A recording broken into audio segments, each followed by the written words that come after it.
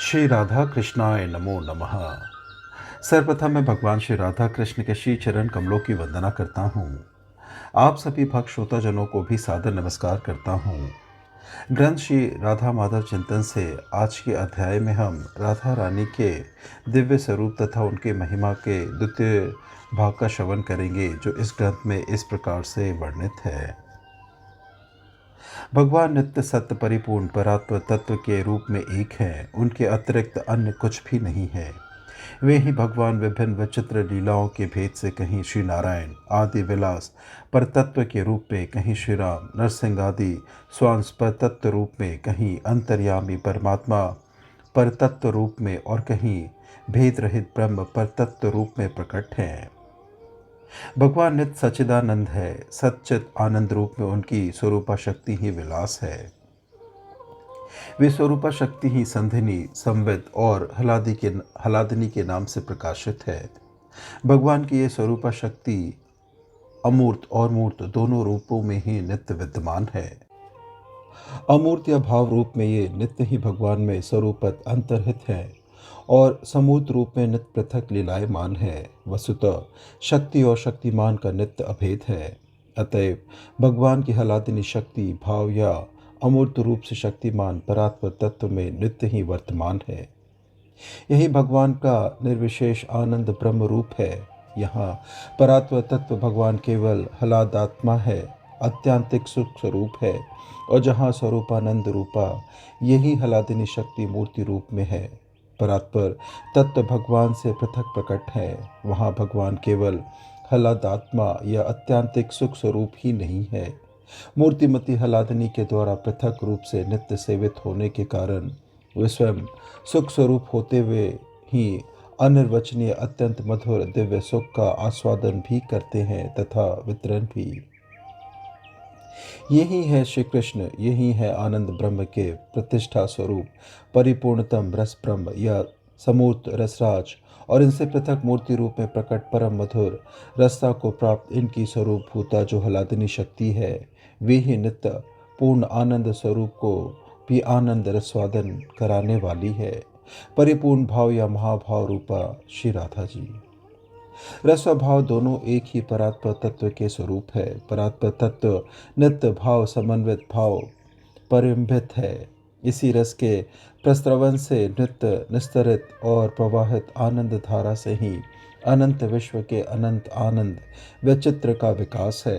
जो इस प्रकार समस्त भाव और समस्त रसों के मूल है, वे ही महाभाव परबिन रसराज आनंद में श्री राधा और उनकी काव्य रूपा गोप संदिरों से परिवेष्टित अखिल रसा मूर्ति सच्चिदानंद विग्रह द्विभुज मुरली मनोहर श्री कृष्ण है।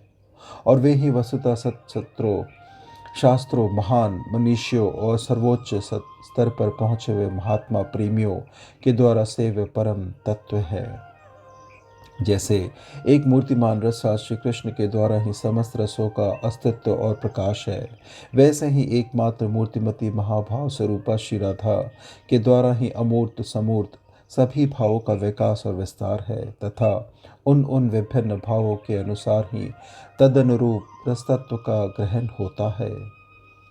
एक ही विद्युत ज्योति विविध विभिन्न वर्णों के बल्बों विद्युत प्रकाश आधारों के समकर्ण में आकार जैसे विभिन्न वर्ण वाली दिखाई देती है, वैसे ही एक ही भाव विभिन्न आधारों के द्वारा उनके अनुकूल रस तत्व का अनुभव करवाता है। एक ही रस का जो विभिन्न रूपों में आस्वादन है, उसमें आधार भेद की यह भाव विभिन्नता ही कारण है। वैकुंठ आदि की श्री लक्ष्मी आदि द्वारका की पट्टमहिषी आदि और विभिन्न भाव समन्विता श्री गोपंगनाएं सभी इन मूल महाभाव रूपा हलादिनी श्री राधा के ही विभिन्न विचित्र विकास हैं। इनमें गोपी भाव परम और चरम त्यागमय होने के कारण सर्वश्रेष्ठ है। धर्म सापेक्ष और निर्मेश दो प्रकार होता है, जिसमें दूसरी वस्तु की अपेक्षा हो या जिससे दूसरी कोई विपरीत स्थिति उत्पन्न हो सकती हो, वह सापेक्ष है। जैसे सत्य भाषण धर्म है, पर सत्य भाषणों में कहीं कहीं विपरीत भाव की सृष्टि हो सकती है और कहीं कहीं दूसरे किसी की हानि भी हो सकती है, अतः वह सापेक्ष है। इसी प्रकार संसार के प्राय सभी धर्म किसी न किसी प्रकार की अपेक्षा रखने के कारण सापेक्ष है, परंतु व्रजंगनाओं का यह प्रेम धर्म सर्वथा निरपेक्ष है। इसमें एकमात्र श्री कृष्ण सुख के अतिरिक्त और कुछ भी नहीं है, अन्य किसी की भी अपेक्षा नहीं है। अतएव गोप सुंदरियों का प्रेम सर्वथा विशुद्ध है, वे निर्मल प्रेम की प्रतिमा है, इसलिए वहाँ भगवान का ऐश्वर्य भी प्राय अप्रकट ही रहता है। उनके सामने कहीं ऐश्वर्य का प्रकाश होता भी है तो वह विरह की स्थिति में मिलन और विरह दोनों ही रति है, पर मिलन में रति का स्वरूप अत्यंत शीतल रहता है और विरह में अत्यंत उष्ण। मिलन में हृदय को ऐसी ठंडक मिलती है कि शीतलता पाकर जैसे जल घनीभूत हो जमकर बर्फ बन जाता है, वैसे ही हृदय का प्रेम भी घनीभूत होकर जम जाता है। वहाँ उस मिलानंद में मुग्ध महान मोद से प्रमुदित गोपी केवल माधुर्यमयी हो जाती है, अन्य सब कुछ उस माधुर्य में छिप जाता है। प्रियतम श्री कृष्ण मेरे अपने हैं, मेरे अपने प्राण वल्लभ हैं, मेरे अपने रमण है। गोपी के अनुभव में उस समय यही भान रहता है, श्री कृष्ण की ईश्वरता का तनिक भी ज्ञान नहीं रहता। पर जब विरह की स्थिति होती है तब उसके तीक्ष्ण ताप से वह जमा हुआ शीतल प्रेम उष्णता को प्राप्त होकर तरल हो जाता है और नित्य पथ के उष्ण जलधारा के रूप में प्रवाहित होने लगता है। इसी से रास पंचधाई में विरह की स्थिति में ही गोपी की दृष्टि में श्री कृष्ण की भगवत्ता प्रतिभाव होती है और वह कह उठती है, आप केवल यशोनाथ नंदन ही नहीं है, समस्त प्राणियों के अंतरात्मा के साक्षी हैं और ब्रह्मा जी के द्वारा विश्व रक्षा के लिए प्रार्थना किए जाने पर यदुकुल में आविर्भूत हुए हैं।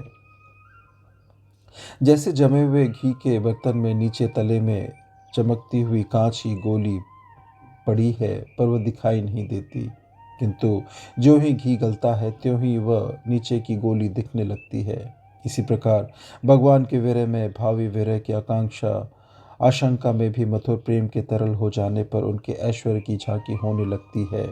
जैसे रास पंचाध्याय के प्रथम अध्याय में जिस समय भगवान श्री कृष्ण गोपंगनाओं को वापस लौट जाने को कहते हैं, उसी समय भाव की विरह की आशंका से गोपंगनाओं का प्रेम उष्णता को प्राप्त होकर तरल हो जाता है और इससे वह ऐश्वर्य को झांकने का अवसर मिल जाता है।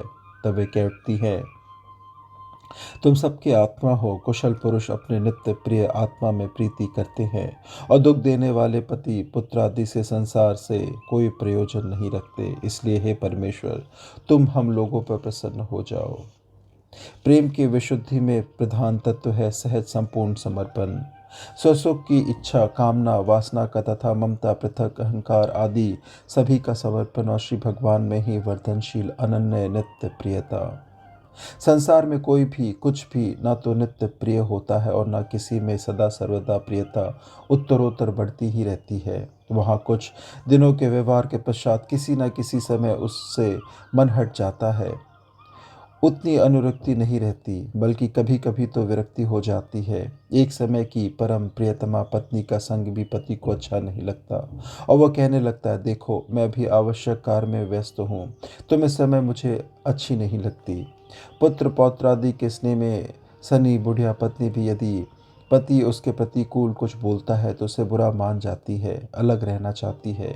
एक बार एक बूढ़ी माई के मुख से यहाँ तक सुना था कि वह बूढ़ा अब तो मर जाए तो सब सुखी हो जाए। प्यारे पति के मरण में दुख तो होता ही नहीं, वह मरण मन मनाती है। पुत्र के प्रति पिता, पिता के प्रति पुत्र आदि में भी ऐसे कुभाव आ जाते हैं। बहुत दिनों के बीमार अत्यंत आत्मीय से भी मन ऊब जाता है और प्यारे घर वाले ये मनाने लगते हैं कि अब तो ईश्वर इनकी सुन ले, इनको उठा ले तो ये भी सुखी हो जाए और घर वाले भी। बंधु बांधवों और इष्ट मित्रों का त्याग तो मन की प्रतिकूलता में तुरंत हो जाता है। इसका प्रधान कारण है संसार में सभी अपने मन के अनुकूल अपना सुख चाहते हैं, इसलिए जहाँ तक जिससे सुख मिलता है या मिलने की आशा संभावना रहती है वहाँ तक प्रेम प्रियता रहती है। पर सुख के स्थान पर जहाँ दुख दिखाई देता है या दुख की संभावना भी दिखने लगती है, वहीं वह प्रेम प्रियता नष्ट हो जाती है। किंतु विशुद्ध प्रेम में स्वसुख की वासना का लेश भी नहीं रहता। इसी से वहाँ प्रियतम के सुख के लिए उनके प्रति सहज ही संपूर्ण समर्पण हो जाता है और ऐसा वह निर्मल प्रेम पल पल बढ़ता रहता है, प्रतिक्षण वर्धमानम। इस विशुद्ध प्रेमामृत में एक ऐसा सुदुर्लभ दिव्य महान माधुर्य रहता है जिसके रसवादन के लिए परम रसामृत स्वरूप स्वयं भगवान भी नित्य प्रलुभ और लालायित रहते हैं।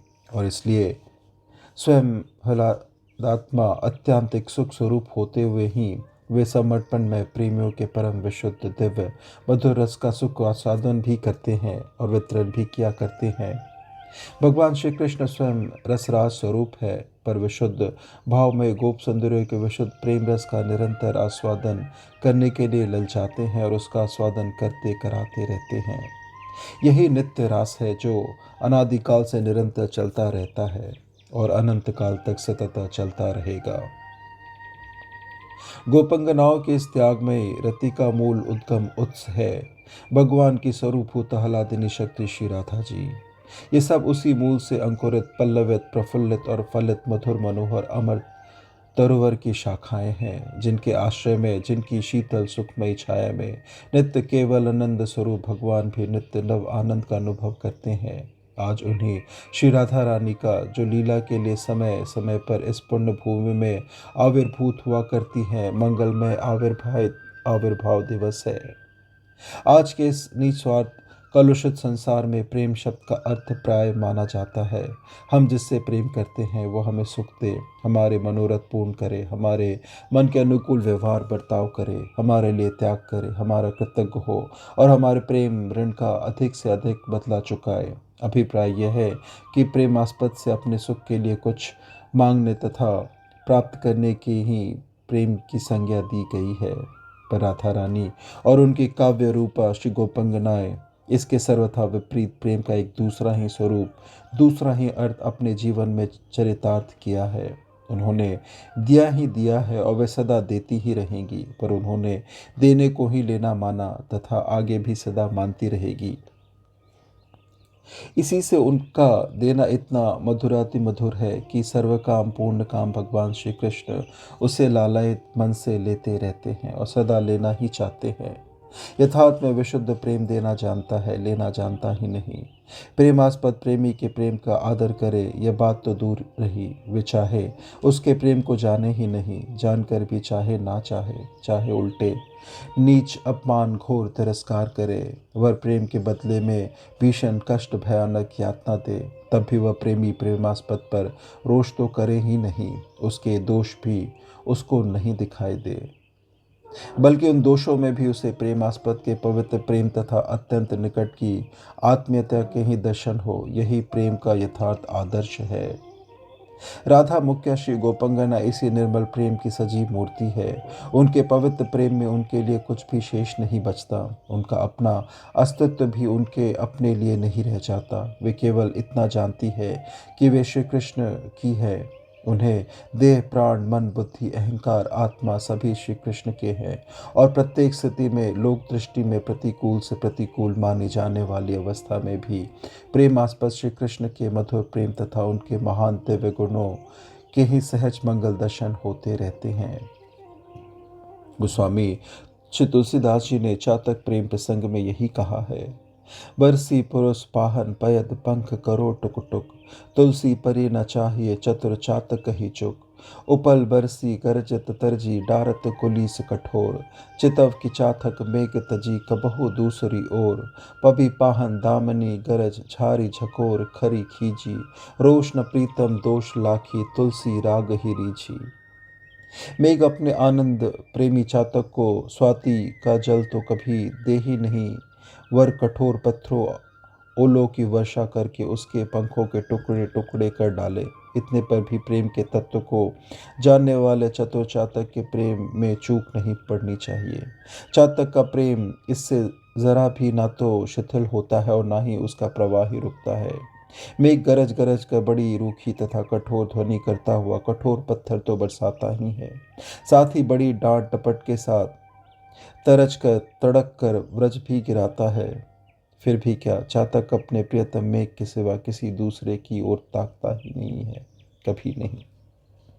इतना ही नहीं, मेघ बिजली गिराकर, ओले बरसाकर, बिजली चमकाकर, गरज कर, वर्षा की झड़ी लगाकर और आंधी के प्रबल झोंके देकर अपनी सच्ची खींच प्रकट करता है। अर्थात वो चातक को दिखलाता है कि मैं तुम्हारा प्रियतम नहीं, पूरा शत्रु हूँ। इतने प्रत्यक्ष दोषों को देखकर भी चातक को अपने प्रियतम के प्रति तनिक भी रोष नहीं होता। उसे अपने प्रियतम के दोष दिखते ही नहीं, वर उसको मेघ के इन कृत्यों में अपने प्रति उसका अनुराग ही दिखाई देता है। और वह इसी पर रीझ जाता है कि मेरा प्रियतम मुझे अपना समझकर स्वच्छंदता से मेरे साथ अपने मन की करके आत्मीयता का परिचय देता हुआ सुख प्राप्त कर रहा है। बधयो बधिक परयो पन्न जल, उल्टी उठाई चोच, तुलसी चातक प्रेम पट मरता हूँ लगी ना खोज। चातक या पपीहे का एकांगी प्रेम बहुत ऊंचा है। एक पपीहा उड़ रहा था, एक व्याध ने उसे अपने बाण का लक्ष्य बनाया। चातक बुरी तरह घायल हो गया। मरणासन अवस्था में उड़ता हुआ चातक गंगा जी के जल में गिर गया। मरते समय पपीहे ने अपनी चोंच ऊपर उठा ली, इसलिए कि गंगा जल उसकी चोंच में प्रवेश ना कर सके। जिस गंगा जल के पान को मृत्युशैया पर पड़ा हुआ प्रत्येक धार्मिक हिंदू अपने अहोभाग समझता है, उसी गंगा जल की एक बूंद भी अनजाने में उसके मुंह में चली जाए, इसे गंगा जी पर पड़ा हुआ चातक अपने प्रेम के लिए कलंक मानता है। इसलिए उसने अपनी चोंच को ऊपर उठाए हुए मर जाना श्रेष्ठ समझा। इस प्रकार उस चातक ने मरते समय भी अपने प्रेम पट पर तनिक सी भी खरोच नहीं आने दी। उष्ण काल अरुदेह खिन, मंग पंथी तन ऊक, चातक बंतिया नारुचि, अंजल खींचे रूप, अंजल खींचे रूप की छाया ते परुधाम, तुलसी चातक बहुत है यह प्राबीन को काम। गर्मी के दिन थे, एक पपीहा उड़ता हुआ लंबी यात्रा पर जा रहा था। उड़ते उड़ते उसे थकावट अनुभव होने लगा था। गर्मी के कारण उसकी देह जल रही थी। इतने में ही उसे एक सखन छायादार वृक्ष दिख पड़ा। उस पर बैठा हुआ पक्षी उसे शांत कलांत देखकर कहने लगा, अरे चातक, तुम थक गए दिखते हो, क्यों नहीं इस वृक्ष की छाया में घड़ी भर विश्राम कर लेते। थकावट दूर हो जाने पर दूने वेग से आगे चले जाना। चातक ने उसकी बात अनसुनी कर दी और वह आगे बढ़ता ही गया। बात यह थी कि जिस वृक्ष पर वह दूसरा पक्षी बैठा था वह किसी नदी के किनारे था। उसकी सिंचाई वर्षा के जल से नहीं हुई थी, अतः वह उसकी दृष्टि में त्याज्य था। मेघ का आनंद प्रेमी चातक तक क्या परोक्ष रूप से भी मेघ के अतिरिक्त किसी अन्य का आश्रय ले सकता था।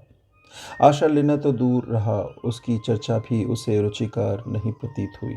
किसी अन्य जल से सींचे हुए वृक्ष की छाया की अपेक्षा धाम उसे वर्णीय प्रतीत हुआ। चातक जो जगत में अनेक हैं, परंतु इस प्रकार की सूक्ष्म दृष्टि तो किसी प्रवीण सूक्ष्मदर्शी चातक की ही हो सकती है। बढ़त न चातक चित कबहु, प्रिय पयोध के दोष, तुलसी प्रेम पयोधी की ताते मापना जोग। चातक के चित्त में अपने प्रियतम मेघ के दोष कभी चढ़ते ही नहीं। उसका चित्त सब अवस्था में प्रियतम के गुण ही देखता है, क्योंकि चातक प्रेम का समुद्र है। अतएव उसमें माप तौल लेन देने का व्यवहार ही नहीं। असल में प्रेम वही है जो ध्वंस का प्रत्यक्ष कारण उपस्थित होने पर भी ध्वंस रहित रहे। पर इस कथन का यह अभिप्राय नहीं है कि श्री कृष्ण अपनी स्वरूपभूत श्री राधा रानी और विशुद्ध प्रेम की सजीव मूर्तियाँ श्री गोपंगनाओं का अपमान तिरस्कार करते थे या उनकी कष्ट यंत्रणा देते थे। यह तो उनके उस विशुद्ध प्रेम के स्वरूप का वर्णन है। जहाँ ऐसा प्रेम होता है वहाँ भगवान तो उसके ऋणी हो जाते हैं और कभी उस ऋण में अपने को मुक्ति मिलना ही संभव नहीं मानते। और यह भी सत्य ही है, देने पर लेना मान लेने वालों का ऋण ही उत्तरोत्तर बढ़ेगा। अतः भगवान के ये वचन सत्य ही है कि मैं देवताओं की आयु में भी तुम लोगों का बदला नहीं चुका सकता। इस प्रकार से ग्रंथ श्री राधा माधव चिंतन से आज के अध्याय की संपन्नता होती है। श्रवण करने के लिए और अपना बहुमूल्य समय देने के लिए आपको धन्यवाद। त्रुटियों के लिए क्षमा प्रार्थी हूँ। श्री राधा कृष्णाय नमो नमः।